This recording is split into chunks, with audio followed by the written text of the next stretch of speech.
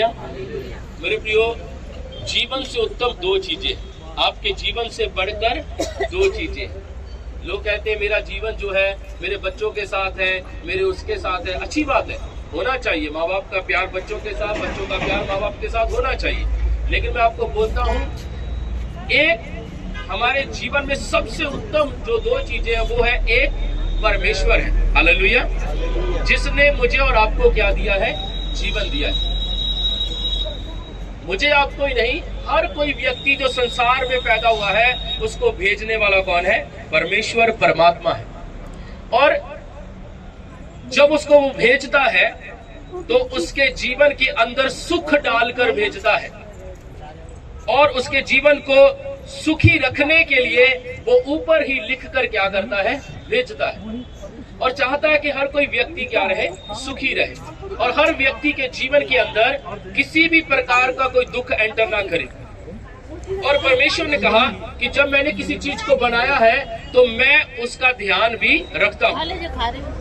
और दूसरी चीज, एक वचन पढ़ते हैं, वचन में लिखा है कि परमेश्वर जो सबसे उत्तम, सेकंड, परमेश्वर की करुणा जीवन से उत्तम है, हालेलुया। क्या है जी? परमेश्वर की करुणा जीवन से भी उत्तम।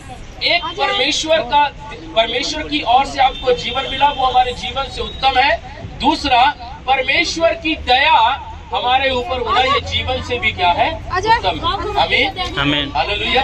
तो मेरे प्रियो, जब हम इस संसार में हैं तो हमें ये दोनों चीजों की जरूरत है। हमें परमेश्वर भी चाहिए और उसकी करुणा भी चाहिए। लेकिन कैसे? परमेश्वर जीवन के ऊपर दया करने वाला जीवन से क्या है? बड़ा है।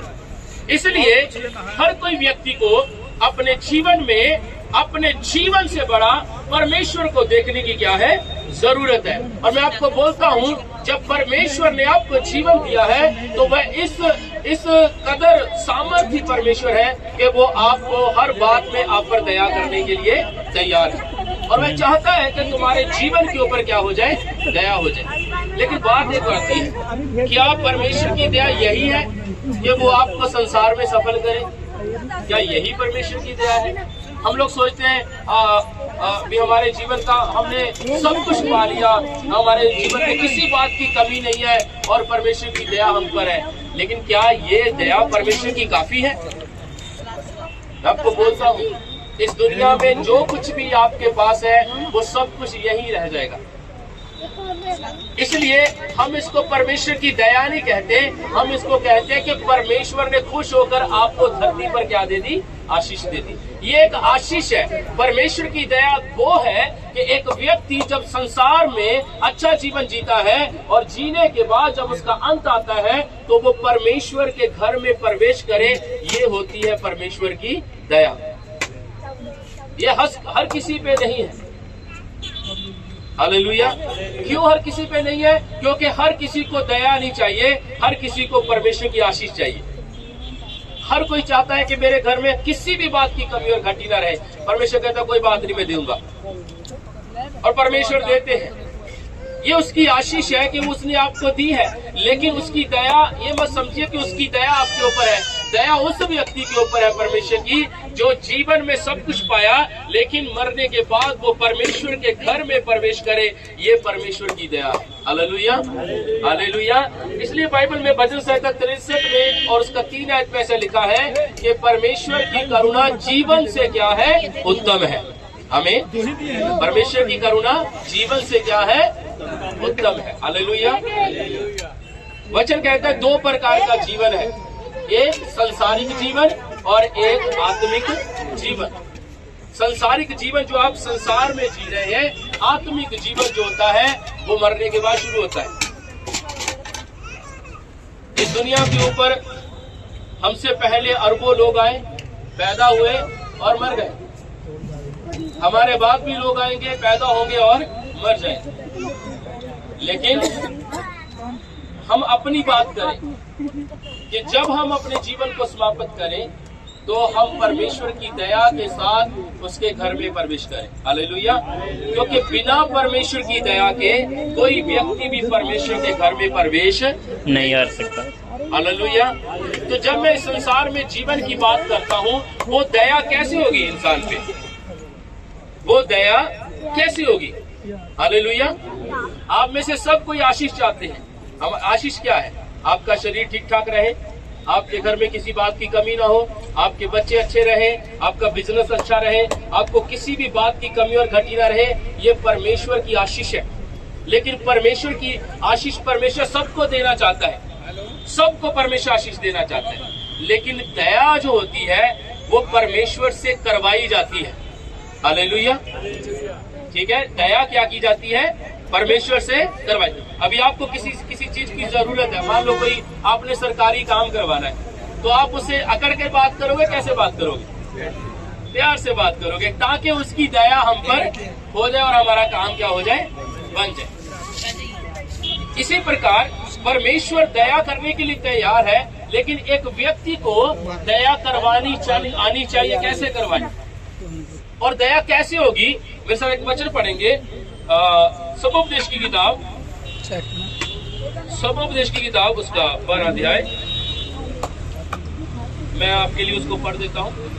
सबोपदेश की किताब उसका 12 अध्याय उसकी 13 आयत में ऐसा लिखा है, सब कुछ सुना गया, अंत की बात यह है कि परमेश्वर का भय मान और उसकी आज्ञाओं का पालन कर, क्योंकि मनुष्य का संपूर्ण कर्तव्य यही है। क्योंकि परमेश्वर सब कामों और सब गुप्त बातों का, चाहे वह भली है या बुरी है, न्याय करेगा। हालेलुया। वचन में लिखा है कि एक व्यक्ति जिसका नाम सुलेमान था, उसने इस धरती के ऊपर सब कुछ देखा। सब कुछ देखने के बाद वो एक फैसले पर आता है कि इस धरती पर सब कुछ व्यर्थ है। जीवन में उतनी ही परेशानियां आगे खड़ी हो जाती। बहुत सी, आप किसी भी सफल व्यक्ति की किसी की कहानी सुनोगे, आप उसके जीवन में बहुत सारा संघर्ष को क्या करोगे? सुनेंगे। कोई भी व्यक्ति किस लेवल पर गया है, उस लेवल पर, उस जगह पर जाने के लिए उस व्यक्ति बहुत से त्याग करके उसने अपने जीवन को क्या किया है? सफल बनाया। हालेलुया। पर बाइबल बताती है, परमेश्वर का वचन इस प्रकार कहता है, पर उसके बाद क्या है? अब संघर्ष किया, आपने त्याग किया, आपने दुख को उठाया और आप एक अच्छी जगह पर पहुंच गए और आपका जीवन जो है वो अच्छा हो गया। लेकिन एक समय जब जीवन की शुरुआत हुई थी और एक समय अब जीवन का अंत है करके, उस अंत के बाद कुछ और भी पड़ा है जिसको व्यक्ति को सफल करने की क्या है? जरूरत है। हालेलुया। हालेलुया। इसलिए जब आप परमेश्वर के पास है, जब भाई रामकृष्ण के घर में परमेश्वर ने एक जीवन को दिया है, ये बच्ची नहीं है, ये परमेश्वर की ओर से दिया गया एक जीवन है जो इंसान के जीवन में परिवार में जोड़ने के लिए परमेश्वर क्या करते हैं? देते हैं। और परमेश्वर हर किसी को जीवन को उत्तम बनाना चाहते हैं। पर मैं आज आपको एक बात बोलना चाहता हूँ। वचन में लिखा है कि जीवन से भी उत्तम एक चीज है। हालेलुया। जीवन से भी उत्तम एक नहीं, दो चीजें हैं। बोलो कितनी चीजें हैं जी? दो। इस जीवन को आप कितना भी अच्छा बना लो, बहुत अच्छा बना लो। एक बार एक व्यक्ति ने बोला कि मैं क्या करूंगा, मेरे पास में बहुत सारा भंडार रखूंगा। उसने ऐसा किया भी,